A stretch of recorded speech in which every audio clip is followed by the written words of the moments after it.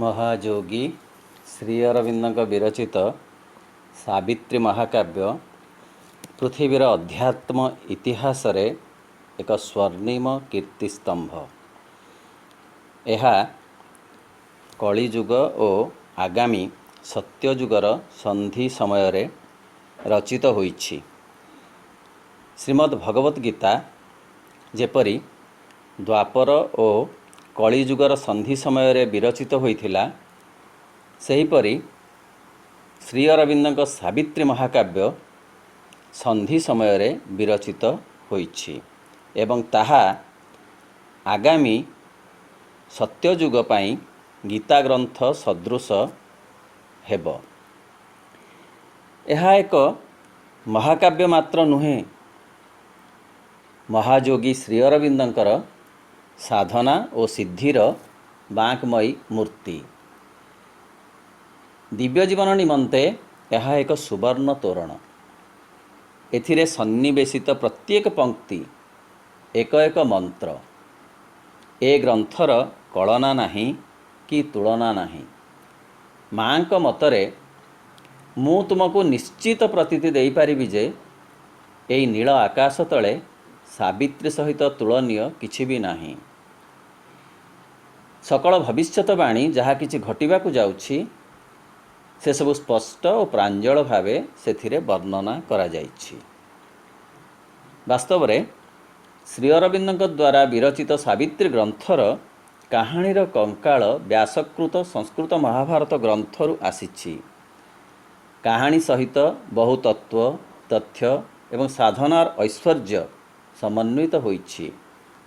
अश्वपति, सावित्री और सत्यवान प्रभृति चरित्र आदौ साधारण चरित्र नुहंती, बरं दिव्य साधनार एक एक कीर्तिस्तंभ। अश्वपति साधना सहित श्री अरविंद साधना और सावित्री साधना सहित श्रीमां साधनार एकात्मता रही। एही ग्रंथर पठन और मनन समग्र पृथिवीर बहु पाठकों विमुग्ध करिछि। हताशरे आशा, असफलतारे सफलता और दुर्बलतारे अमोघ सामर्थ्य आनी देइछि एही ग्रंथ। ए परिप्रेक्षी माँ कहती, जदि जीवन प्रति वितृष्णा जन्मे तथा असुखकर अनुभव आसे, तेबे तुमे शीघ्र सावित्री ग्रंथ निज पाखकु निय एवं किछि क्षण एकाग्र रहिबा परे बहिर जे कौनसी पृष्ठा खोली देई पढ़। तुमे देखिब एवं जानिब जे तुमर सकल दुख धुआं परी अदृश्य हो जाइछि। अवश्य एकथा सत्य जे सावित्री ग्रंथर बहु पंक्ति बुझी हेउ नाही, कारण तहिरे साधना जनित अनुभूति उपस्थापित होइछि। एई संपर्क रे माँ कहती, बुझी न पारिले भी किछि जायस नहीं, पढ़ी जाओ पढ़ी जाओ। क्रमे देखिब जेते थर पढ़िब प्रत्येक थर तुम निकटरे नुआ किछि खोली जाउछि। प्रत्येक थर आविष्कार करिब नूतन वस्तु और नूतन अभिज्ञता। एई कथा स्वीकृत जे सावित्री ग्रंथर चर्चा ओडिशा रे बेस किछि वर्ष हला आरंभ होइछि। केतक व्यक्ति यहाको पाठ करिबा सकाशे आग्रह प्रकाश करुछंती। अंतःसत्तारु एथि निमंते आस्पृहा सृष्टि हेलाणी। पाठचक्रर वार्षिक उत्सव मानकरे एई ग्रंथर आलोचना मध्य अधिकरु अधिक हेउछि। यह एक अभिनंदनीय पदक्षेप। सते जो सावित्री ग्रंथ समग्र मानव जातिर भविष्यतर मुक्ति मंत्र दीप्तिमयतार प्रतीक, ताहा अधिकरु अधिक आलोचनार परिसर को आसीछि। एई कथा कहिबा सहित मो नम्रतार सहित कहिबाकु चाहे जे सावित्री ग्रंथरे अवगाहन करिवार योग्यता क्षमता मोर नाही।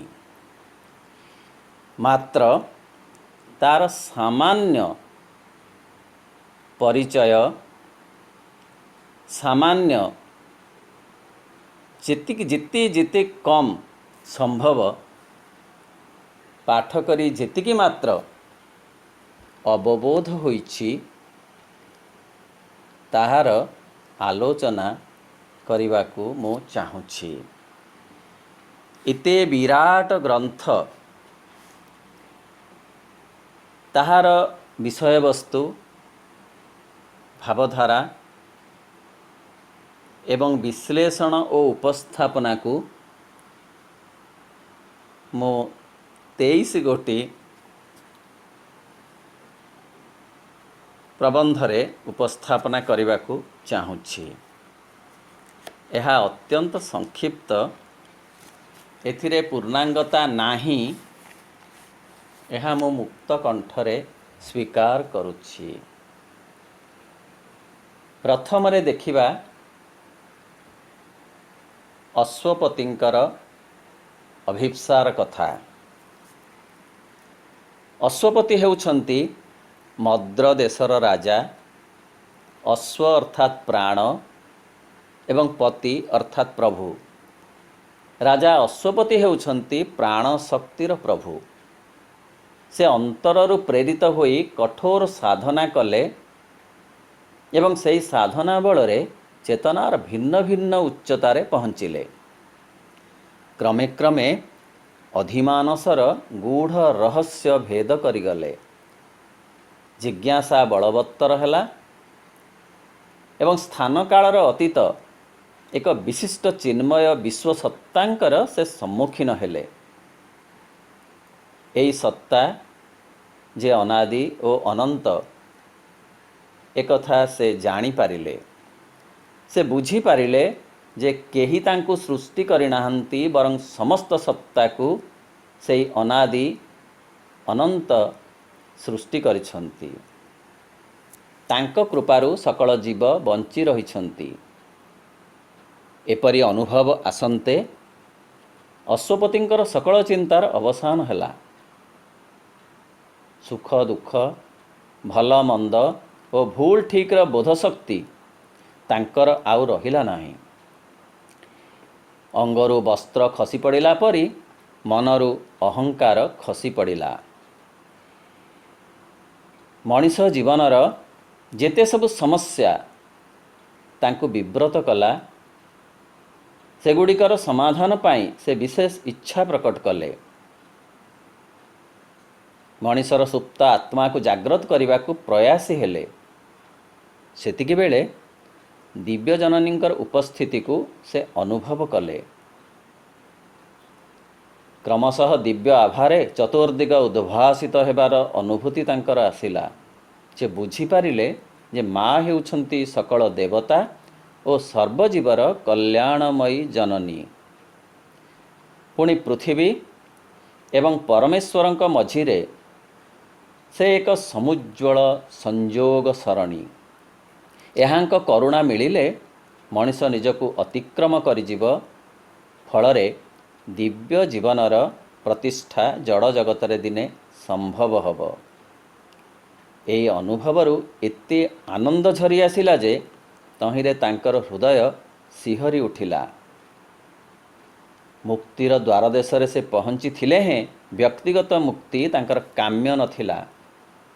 ସେ ଚାହିଁଥିଲେ ସମଗ୍ର ମାନବ ଜାତିର ପରିପୂର୍ଣ୍ଣତା। ସେଇଥିପାଇଁ ଦୁଃଖ କଷ୍ଟ ସନ୍ତୁଳିତ ଏ ପୃଥିବୀକୁ ଦିବ୍ୟଜନନୀଙ୍କୁ ଅବତରଣ କରିବା ପାଇଁ ଅନୁରୋଧ ଜଣାଇଲେ। ଏଥିସହିତ ଆଉ ଏକ ଅନୁଭୂତି ତାଙ୍କର ଆସିଲା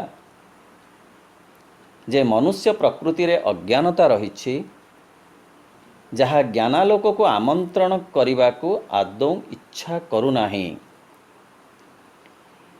ତେବେ ଗୋଟିଏ ଉପାୟରେ ଏହି ସମସ୍ୟାର ସମାଧାନ କରିବାକୁ ସେ ପ୍ରୟାସୀ ହେଲେ, କାରଣ ସମଗ୍ର ଜଗତର ସେ ଥିଲେ ଚେତନାଗତ ପ୍ରତିନିଧି। ସମସ୍ତଙ୍କର ସୁଖ ଦୁଃଖ ହେଲା ତାଙ୍କର ସୁଖ ଦୁଃଖ। ସମସ୍ତଙ୍କର ଅନୁରାଗ ଆଗ୍ରହ ଥିଲା ତାଙ୍କର ଅନୁରାଗ ଓ ଆଗ୍ରହ। ସମସ୍ତଙ୍କ ତରଫରୁ ସାଧନା କରିବାର ଆସ୍ପୃହା ସେ ପୋଷଣ କଲେ। ସାଧନା आरंभ है अश्वपतिंकर साधना अध्याय रे। वर्तमान देखिबा अश्वपतिंकर साधना किपरि स्तर पर स्तर अतिक्रम करिगला एवं तांकर अभिलषित मुहूर्त किपरि पहुँचिला। व्यक्तिगत चेतनारू को अतिक्रम करी से पहुँचिले एक शांतिमय स्तर रे, ଯେଉଁଠାରେ ତାଙ୍କର ଅମରତ୍ୱର ଅନୁଭୂତି ହେଲା। ଏହାଠାରୁ ଅଧିକ ଉଚ୍ଚତାରେ ସେ ପହଞ୍ଚିଲେ ଯେଉଁଠାରେ ଘୃଣା ଓ ପ୍ରେମ, ଭଲ ଓ ମନ୍ଦ, ପାପ ଓ ପୁଣ୍ୟର ଦ୍ୱନ୍ଦ୍ୱ ନଥିଲା। ସେହି ସ୍ତରର ମୂଳ ତତ୍ତ୍ୱ ଥିଲା ପୂର୍ଣ୍ଣ ସାମଞ୍ଜସ୍ୟ। ସେଠାରେ ମନ ଥିଲା, ମାତ୍ର ମନରେ କିଛି ଚିନ୍ତା ନଥିଲା। ସେଠାରେ ପ୍ରାଣ ଥିଲା, ମାତ୍ର ତହିଁରେ ସଂକୋଚନ ନଥିଲା। ଅଧିକରୁ ଅଧିକ ଚେତନାର ସ୍ତରରେ ଉପନୀତ ହୋଇ ଅଶ୍ୱପତି ଅନୁଭବ କଲେ ଯେ ଏକ ନୂତନ ଜଗତ ସୃଷ୍ଟି ହେବାକୁ ଯାଉଛି, ଯହିଁରେ ପୂର୍ଣ୍ଣ ଐକ୍ୟ ଓ ସାମଞ୍ଜସ୍ୟ ବିରାଜିତ ହେବ। ସେହି ଜଗତରେ ଜୀବନ ହେବ ପୂର୍ଣ୍ଣ ଆନନ୍ଦମୟ, ଜଡ଼ ହେବ ଭଗବାନଙ୍କର ପ୍ରକାଶର ପ୍ରକୃତ ଯନ୍ତ୍ର। ଏଥିସହିତ ଆଉ ମଧ୍ୟ ସେ ଦେଖିଲେ ଆଧ୍ୟାତ୍ମିକ ଚେତନାର ବିପରୀତ ଦିଗଟି ମଧ୍ୟ ଏ ଜଡ଼ ଜଗତରେ ରହିଛି, ତାହା ରୂପାନ୍ତରିତ ହେବା ଏକାନ୍ତ ଆବଶ୍ୟକ। ଅତଏବ ଅଶ୍ୱପତିଙ୍କ ଅଭିପ୍ସା ଓ ସାଧନା ଆତ୍ମମୁକ୍ତି ପଥର ପଥିକ ନ ହୋଇ ବିଶ୍ୱ ରୂପାନ୍ତରକାମୀ ହେଲା। ତାଙ୍କର ଅନୁଭବ ହେଲା ଯେ ତାଙ୍କ ଅଭିପ୍ସା ଓ ସାଧନାର ଉତ୍ତର ସ୍ୱରୂପ ଏକ ଦିବ୍ୟ ଉପସ୍ଥିତି କ୍ରମଶଃ ଅବତରି ଆସୁଛି। ସେହି ଉପସ୍ଥିତି ଆସି ଦିବ୍ୟମାତା ରୂପରେ ଆବିର୍ଭୂତ ହୋଇ କହୁଛନ୍ତି, ହେ ବୀର ସନ୍ତାନ, ତୁମେ ମଣିଷକୁ ଶାନ୍ତ ଭାବରେ ସାହାଯ୍ୟ କର, ବ୍ୟସ୍ତ ହୁଅ ନାହିଁ। ଭଗବତ ଶକ୍ତି ଦ୍ୱାରା ସବୁକିଛି ଉପଯୁକ୍ତ ସମୟରେ ରୂପାନ୍ତରିତ ହେବ ହିଁ ହେବ। ଏହା ଶୁଣି ଅଶ୍ୱପତି ପୁନଶ୍ଚ ସେହି ଦିବ୍ୟ ମାତାଙ୍କ ନିକଟରେ ପ୍ରାର୍ଥନା କରି କହିଲେ, ହେ ମା, ତୁମେ ଏହି ଦିବ୍ୟ ରୂପାନ୍ତର ପାଇଁ ତୁମ ଅବତାରକୁ ପୃଥିବୀକୁ ପଠାଅ ଏବଂ ମଣିଷର ଭାଗ୍ୟକୁ ପରିବର୍ତ୍ତନ କର।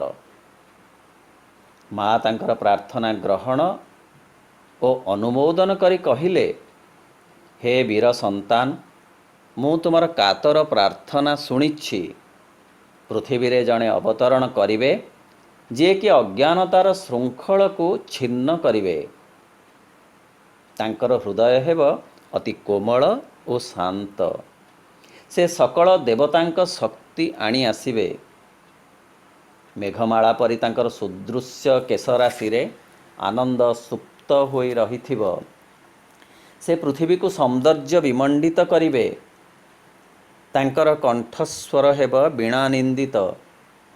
ତାଙ୍କ ହସରେ ବହିବ ଆନନ୍ଦର ମଧୁଧାରା। ତାଙ୍କର ଅଙ୍ଗଲତା ହେବ ପୁଲକର ସୁବର୍ଣ୍ଣ ପାତ୍ର। ଅନ୍ତର ହେବ ତାଙ୍କର ନନ୍ଦନ କାନନର ସଜ ସୁମନ। ତାଙ୍କ ସଚେତନ ସ୍ପର୍ଶରେ ମୃତ୍ୟୁ ହେବ ସୁଦୂର ପରାହତ। ମାନବ ଜାତିକୁ ଆଧ୍ୟାତ୍ମିକତା ପୂର୍ଣ୍ଣତା ଆଡ଼କୁ ନେଇଯିବା ପାଇଁ ସେ ମନୋନିବେଶ କରିବେ। ଏହାପରେ ଦେବୀ ସାବିତ୍ରୀଙ୍କ ଧରାବତରଣ ଘଟିଲା। କଳାମଞ୍ଜୁଳ ପରିବେଶରେ ସେ ଅବତରଣର ବର୍ଣ୍ଣନା ଶ୍ରୀ ଅରବିନ୍ଦଙ୍କ ଲେଖନୀରେ ଏତେ ସୁନ୍ଦର, ଏତେ ମଧୁର ଓ ଏତେ ଚମତ୍କାର ହୋଇଛି ଯେ ତାକୁ ଭାଷାରେ ପ୍ରକାଶ କରିହେବ ନାହିଁ। ସେତେବେଳେ ବସନ୍ତ ସମୟ। ଦିଗେ ଦିଗେ ବସନ୍ତର ମନମୋହିନୀ ସ୍ପର୍ଶ, ଗଗନ ପବନରେ ଅନୁପମ ଲାବଣ୍ୟର ମଧୁର ପ୍ଲାବନ, ସମଗ୍ର ବିଶ୍ୱରେ ଯୌବନର ବର୍ଣ୍ଣବିଭା ବିଛୁରିତ, ଶବ୍ଦ ସ୍ପର୍ଶ ଗନ୍ଧରେ ସ୍ୱର୍ଗୀୟ ପୁଲକର ଶୁଭ ଅଭିଷେକ। ଏପରି ସୁନ୍ଦର ଓ ସୁକୁମାର ପରିବେଶରେ ସାବିତ୍ରୀଙ୍କର ଧରାବତରଣ ଘଟିଲା। ମଣିଷ ଓ ଭଗବାନଙ୍କ ଭିତରେ ସୁବର୍ଣ୍ଣ ସେତୁ ହେବେ ବୋଲି ସେ ଜନ୍ମ ନେଲେ। ଅମରାବତୀର ଏହି ଶିଶୁ ଅନନ୍ୟ ସୁଷମାର ମୂର୍ତ୍ତ ପ୍ରତୀକ ହୋଇ ବାଲ୍ୟକାଳରୁ ଅନନ୍ତଙ୍କ ଚିନ୍ତାରେ ମଗ୍ନ ରହିଲେ। ବାହ୍ୟ ଜଗତର ପଶ୍ଚାତରେ ଥିବା ଚେତନାର ଜଗତକୁ ସେ ସୂକ୍ଷ୍ମ ଦୃଷ୍ଟିରେ ଦେଖିପାରୁଥିଲେ। ଚେତନାର ଶୀର୍ଷ ଦେଶରେ ପହଞ୍ଚିବାରୁ ସେ ପ୍ରତ୍ୟେକ କଥାର ଗଭୀରତମ ଗଭୀରତା ଓ ଉଚ୍ଚତମ ଉଚ୍ଚତା ସମ୍ପର୍କରେ ସଚେତନ ହୋଇପାରୁଥିଲେ। ଯେତେ ଯେତେ ସମୟ ଅତିକ୍ରାନ୍ତ ହେଲା, ସାବିତ୍ରୀ ସେତେ ସେତେ ଉଭୟ ଜାଗତିକ ଜ୍ଞାନ ଓ ଆଧ୍ୟାତ୍ମିକ ଜ୍ଞାନରେ ପାରଦର୍ଶିତା ଅର୍ଜନ କଲେ। ତାଙ୍କ ଆଧାର ଯେ ଦେବତାଙ୍କ ବାସଭୂମି, ଏକଥା ସେ ସହଜରେ ବୁଝିପାରିଲେ। ତାଙ୍କ ଜନ୍ମଭୂମି ମଦ୍ରଦେଶ ଅତ୍ୟନ୍ତ ମନୋରମ ଥିଲା। ବାଲ୍ୟ ଜୀବନ ତାଙ୍କର ଆନନ୍ଦରେ ଅତିବାହିତ ହେବାକୁ ଲାଗିଲା। ଭାସ୍କର୍ଯ୍ୟ ବିଦ୍ୟା, ଚିତ୍ର ବିଦ୍ୟା, ସଙ୍ଗୀତ ବିଦ୍ୟା, ନୃତ୍ୟ କଳା ଓ ଜ୍ୟୋତିଷ ବିଦ୍ୟା ପ୍ରଭୃତିରେ ତାଙ୍କର ଗଭୀର ଅନୁରାଗ ଓ ଅନୁପ୍ରବେଶ ଥିଲା। ଅଜଣାକୁ ଜାଣିବା ପାଇଁ ଆବଶ୍ୟକ ସମସ୍ତ ବିଦ୍ୟାକୁ ସେ ଆୟତ୍ତ କଲେ। ଚତୁଃପାର୍ଶ୍ୱରେ ଥିବା ଲୋକମାନେ ତାଙ୍କର ଅତି ଆପଣାର ଥିଲେ। ସେହି ଲୋକମାନଙ୍କୁ ସାବିତ୍ରୀ ଭଗବତ୍ ଅଭିମୁଖୀ ହେବା ପାଇଁ ପ୍ରେରଣା ଓ ସାମର୍ଥ୍ୟ ଦେଉଥିଲେ। ଅବଶ୍ୟ ଅତି ଅଳ୍ପ ଲୋକ ସାବିତ୍ରୀଙ୍କର ଦେବତ୍ୱ ସମ୍ପର୍କରେ ସଚେତନ ଥିଲେ। ନ ବୁଝିଲେ ମଧ୍ୟ ସାବିତ୍ରୀଙ୍କ ପ୍ରତି ଅନୁରକ୍ତି ସେମାନଙ୍କ ଭିତରେ ଅତୁଟ ଥିଲା। ବାହ୍ୟ ସତ୍ତାରେ ମଣିଷ ସଙ୍ଗେ ସେ ମିଳାମିଶା କଲେ ମଧ୍ୟ ଅନ୍ତର ସତ୍ତାରେ ନିଃସଙ୍ଗତା ଅନୁଭବ କରୁଥିଲେ। ତାଙ୍କର ସମାସ୍କନ୍ଧ ସଖୀ କେହି ନଥିଲେ। ପ୍ରକୃତିକୁ ସେ ପ୍ରାଣ ଭରି ଭଲ ପାଉଥିଲେ। ପଶୁପକ୍ଷୀ, ଗଛପତ୍ର, ଫୁଲ ଫଳ ଏମାନେ ଥିଲେ ତାଙ୍କର ଅତ୍ୟନ୍ତ ଅନ୍ତରଙ୍ଗ ଓ ଆତ୍ମୀୟ। ବେଶ କିଛି ବର୍ଷ ବିତିଗଲା। ଦିନେ ଏକ ସୁନ୍ଦର ସକାଳରେ ରାଜା ଅଶ୍ୱପତି ନିଜ ଅନ୍ତରରୁ ଏକ ଆହ୍ୱାନ ଶୁଣିପାରିଲେ। ସେହି ସ୍ୱର କହୁଥିଲା, ମନୁଷ୍ୟ ନିଜର ଅନ୍ତରବାଣୀ ଶୁଣିବାକୁ ଚାହେଁ ନା, ଫଳରେ ଦିବ୍ୟ ଭୁବନର ଆଲୋକ ଆସି ଫେରିଯାଏ। ମଣିଷ ଏତେ ଦୁଃଖ କଷ୍ଟ ପାଉଛି କାରଣ ସେ ଅଜ୍ଞାନତାର ବଶବର୍ତ୍ତୀ ହୋଇଛି। ରାଜା ଅଶ୍ୱପତି ଏହି ବାଣୀ ଶୁଣୁଥିବା ସମୟରେ ସାବିତ୍ରୀ ତାଙ୍କ ପାଖରେ ଆସି ପହଞ୍ଚିଲେ। ନିଜ କନ୍ୟା ସାବିତ୍ରୀଙ୍କୁ ଦେଖି ତାଙ୍କର ଏହି ବୋଧ ହେଲା ଯେ ସାବିତ୍ରୀ ନରଦେହରେ ଜଣେ ଜୀବନ୍ତ ଦେବତା। ତାଙ୍କୁ ସେ ଅନନ୍ତ ପଥର ଯାତ୍ରୀ ବୋଲି ବିବେଚନା କଲେ। କ୍ରମେ କ୍ରମେ ସାବିତ୍ରୀଙ୍କ ବିବାହ ବୟସ ଉପସ୍ଥିତ ହୁଅନ୍ତେ ରାଜା ତାଙ୍କୁ କହିଲେ, ଏବେ ଉପଯୁକ୍ତ ସମୟ ଆସିଛି। ତୁମେ ତୁମର ଜୀବନସାଥୀ ନିର୍ବାଚନ କର। ଏଥିପାଇଁ ଦେଶ ଦେଶ ଭ୍ରମଣ କର। ରାଜାଙ୍କର ଏପରି କଥା ଶୁଣି ସାବିତ୍ରୀ ଆତ୍ମସଚେତନ ହେଲେ। ରାଜା ପୁନଶ୍ଚ କହିଲେ, ତୁମେ ତୁମର ଜୀବନସାଥୀଙ୍କୁ ନିଶ୍ଚୟ ପାଇବ। ତୁମେ ଦୁହେଁ ହେବ ଏକ ସ୍ୱରରେ ବାଜୁଥିବା ଦୁଇଟି ବୀଣା ଯନ୍ତ୍ର ପରି। ଗୋଟିଏ ଆଲୋକ ରଶ୍ମି ଦ୍ୱାରା ପରିଚାଳିତ ହେବ। ଫଳସ୍ୱରୂପ ଉଭୟ ଦେବତ୍ୱ ଆଡ଼କୁ ଗତି କରିବ। ସାବିତ୍ରୀ ଏହି କଥା ରାଜାଙ୍କ ଠାରୁ ଶୁଣି ଜଡ଼ ଜଗତରେ ତାଙ୍କର ଆବିର୍ଭାବର ଉଦ୍ଦେଶ୍ୟ ଓ ଆବଶ୍ୟକତା ସମ୍ପର୍କରେ ଅଧିକରୁ ଅଧିକ ସଚେତନ ହେଲେ।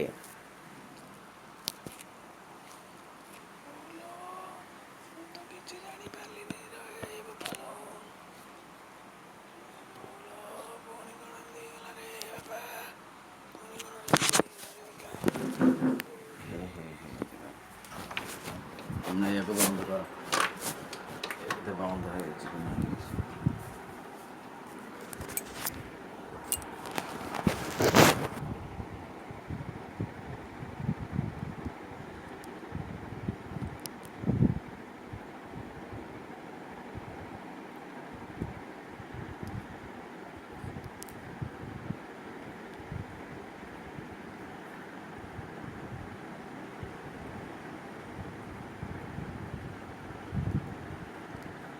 ଏଇଟା ବି ଖରାପ ହେଇଗଲାଣି।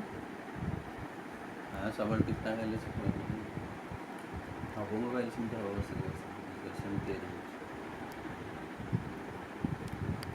ଘୁଞ୍ଚୁନି କି ହଲୁନି କି ଚଲୁନି।